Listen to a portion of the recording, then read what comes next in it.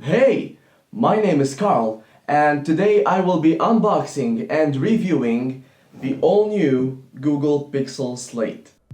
So the one I got has 128 gigs of storage, 8 gigs of RAM, and an 8th gen Intel Core i5 processor. Of course, it's the less powerful version, so don't expect it to outperform your PC or the iPad Pro. So let's start right away with the unboxing.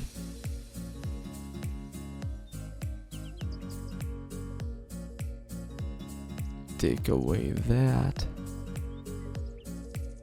Okay. I love that sound. And that's the Pixel Slate. Nice and shiny. Let's take it off.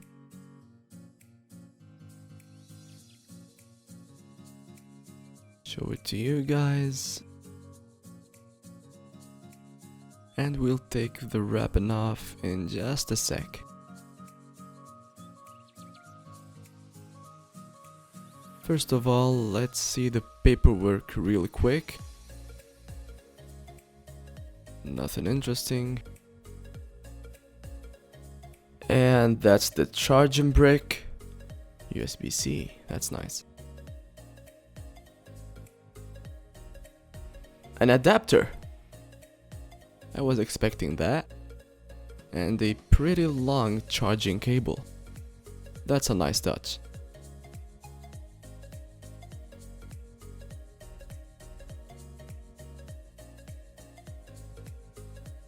Nothing left here except a nice blue cover. Now let's take the wrapping off this Pixel Slate.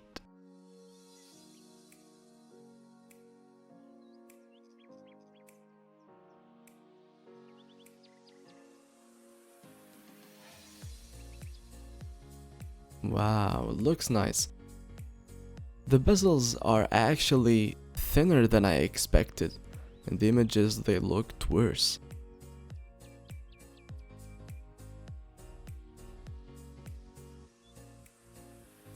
That's the fingerprint scanner / power button. Nice cutout. You can find it easily there. It turned on. These are the pogo pins. And nice back. I love the metallic feel of it. The volume rocker. The first USB-C and the second one.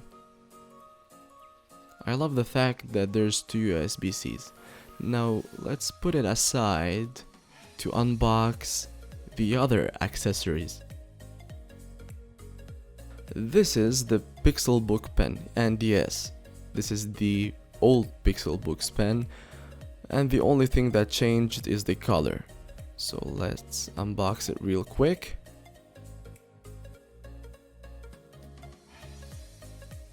Paperwork. And that's the pen. It looks nice. Actually, it's kinda heavy, I think. It has a nice feel to it. There's a button. Let's open it up. I think that the battery is included.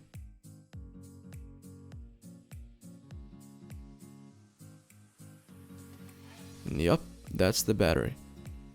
Quadruple A. It's gonna be really hard to find a replacement for this battery.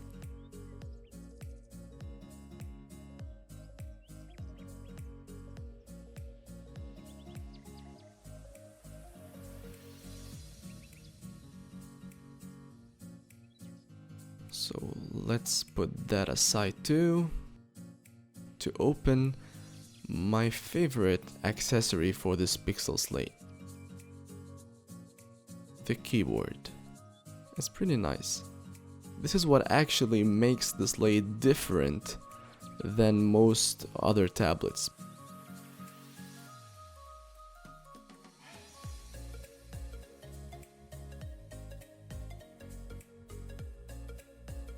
Nice. It looks pretty nice. It has a nice feel. And it's actually darker than I expected.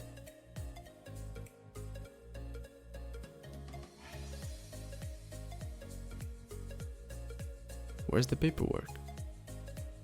That's awkward. Oh, okay. Be safe. Okay, Google.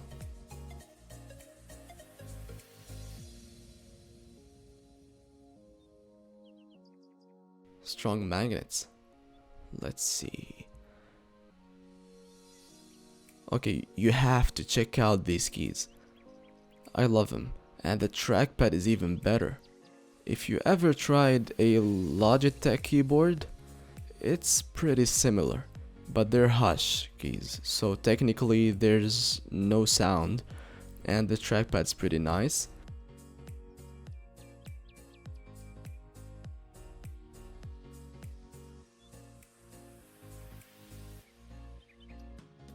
And again, there's that strong magnet. It's actually full of magnets.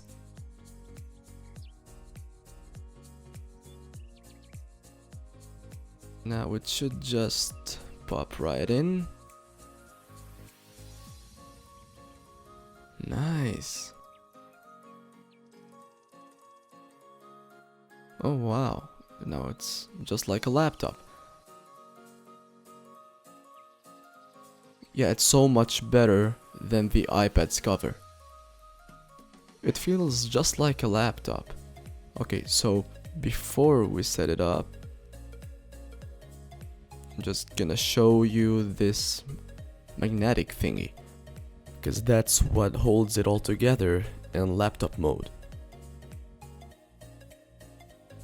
Okay, so I'm just gonna set it up and review it for a little while. All set up and ready to go. On desk, it feels just like a laptop. In fact, I enjoy using it even more than my old HP Spectre X360 because it's sturdier while using the touchscreen. But I heard some people say that lappability wasn't great, so I decided to give it a try. And from what I can see, the adjustability is great. The glare might be a problem because you cannot really control the lighting, unlike your office, which is actually a problem in all laptops, but it feels sturdy. It won't feel like it will fall off. Now, about the screen wobbliness, it doesn't wobble that much unless you force it, so it's usable. The keyboard does wobble. Just don't use the pen. It's practically unusable when it's on your lap. Now, for me, this is probably the best form factor, because when you just wanna play a game or enjoy some entertainment, you don't have to grab the whole thing. You can just open up the game, take off the tablet portion, and you just have a huge, beautiful tablet. Now the video doesn't do it justice, but this is one of the best screens I ever used. It's crisp, it's beautiful, and full of colors. Now, one of the best things Google did is that it ditched Android, because Chrome OS is a lot better in desktop mode, especially with the new Linux app support. So now I can just run a full version of Photoshop's open source alternative, GIMP, so I can edit any image I want. And from my experience, GIMP is even better when used on low-end devices. Photoshop on the Pixel Slate wouldn't give you the best experience. Now just go ahead and imagine all the possibilities you get from the Linux apps. For example, I have now KDE and Live, which is practically an Adobe Premiere Pro alternative. an open source and free alternative, so you can run that as well. I haven't tested it yet, but I will. So stay tuned for the review, and you can just install any software application, you can even code, you can do just anything, just like a normal Linux desktop. Anyway, I should be making a more comprehensive review about the Pixel Slate in about 1 week, so stay tuned. I hope you guys enjoyed this video, and if you did, please hit like and subscribe to my channel. I think the button should be somewhere around here. So please subscribe and hit that bell icon so you can get notified each time I upload a new review. And I promise I'm gonna try and get all the latest gadgets and devices as soon as they get published. So again, thank you for watching, and I'll see you in the next video.